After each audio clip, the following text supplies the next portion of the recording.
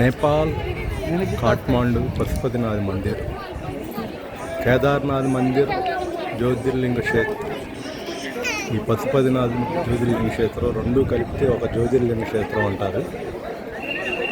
ఇది నేపాల్ కాఠ్మాండులో ఉంది.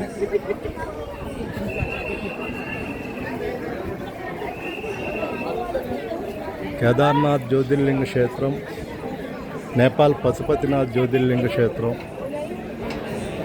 రెండూ కలిపితేనే ఒక జ్యోతిర్లింగం. 12 జ్యోతిర్లింగాల్లో ఇది ఒక జ్యోతిర్లింగం. అద్భుత దర్శనం ఈరోజు జరిగింది. మే 11, 2025. Thank you.